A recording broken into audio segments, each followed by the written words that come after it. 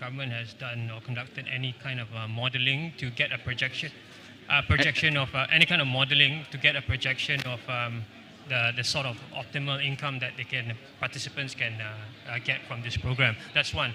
Second, if let's say I'm super green when it comes to food production. So if I am to join the program, am I to get any kind of like proper training and guidance?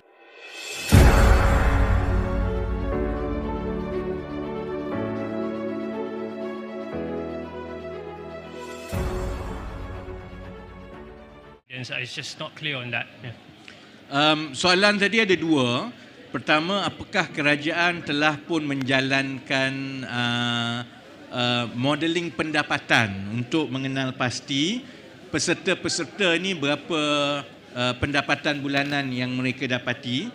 Kita telah pun jalankan modeling awal itu. Cuma kalau lihat kepada tiga kumpulan tadi yang melibatkan usahawan tani ni, dia mengambil masa yang lebih panjang untuk mendapat tuaian pendapatan. Gestation period for agro-related activities is longer because it depends on the crop. The soonest you will get one harvest is most probably 5-6 bulan kan. Jadi kita dah ambil kira bantuan untuk tempoh 24 bulan, dan bantuan itu kita masukkan dari segi penyediaan tapak, penyediaan infrastruktur, latihan dan sebagainya, termasuk juga dengan allowance bulanan sementara menunggu hasil tuaian itu berlaku. But on average, kita sasarkan mereka mendapat lebih RM2,000 ke atas secara average tiap-tiap bulan. Jadi kalau usahawan tani itu sementara menunggu harvest mereka, mungkin bulan pertama, bulan kedua, bulan ketiga, mereka dapat dalam 500. Bila dia harvest, dia dapat lebih banyak. But if you take average, purata untuk 6 bulan sebelum itu dalam 2,000.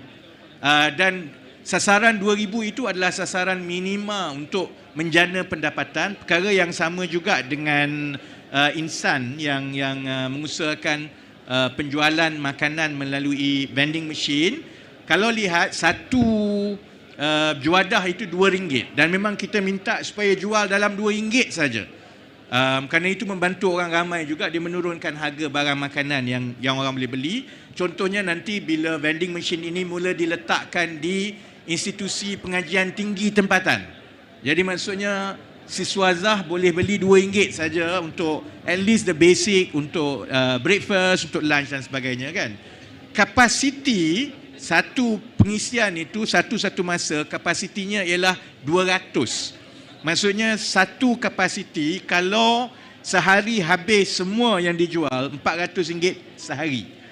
Jadi kalau oleh kerana sewa dan sebagainya itu dibayar oleh kerajaan, they get the pure revenue lebih kurang RM400 sehari.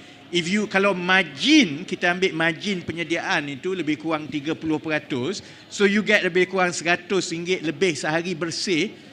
Kalau sebulan, kalau boleh kekalkan jualan seperti itu, they will get more than RM3,000 per month.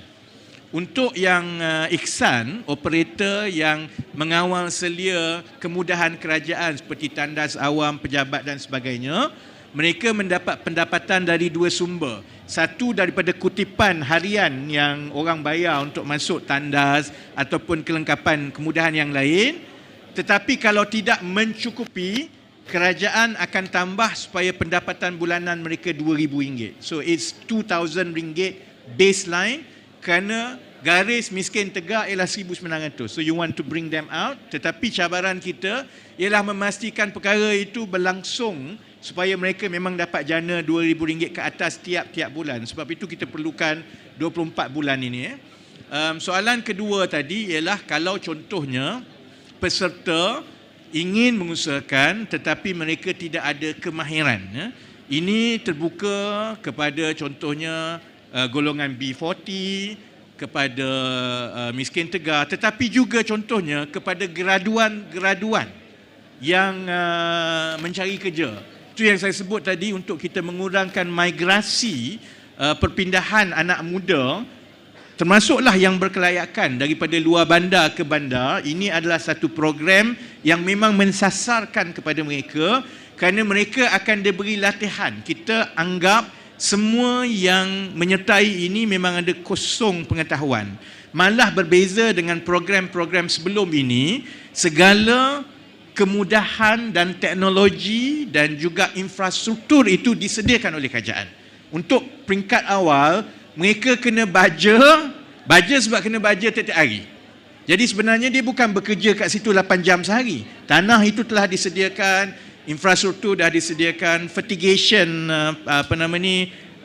dia panggil apa yang dalam polybag itu dah disediakan semua. Cuma yang harian mereka kena buat, mereka kena sembuh baja.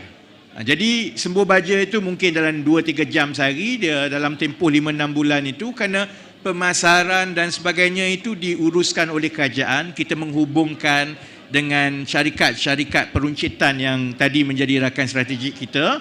Tapi harapan kita, mereka akan mempelajari mengenai teknologi dan juga ialah asam garam menjadi usahawan tani ini.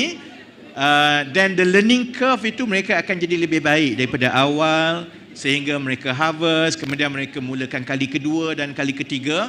Dan oleh kerana mereka tergolong di dalam koperasi, maka latihan itu juga akan diberikan. Kita akan bekerjasama contohnya dengan pertubuhan peladang. Ada pertubuhan peladang yang memang cemerlang dari segi latihan. Mereka akan diberi latihan dan sebagainya.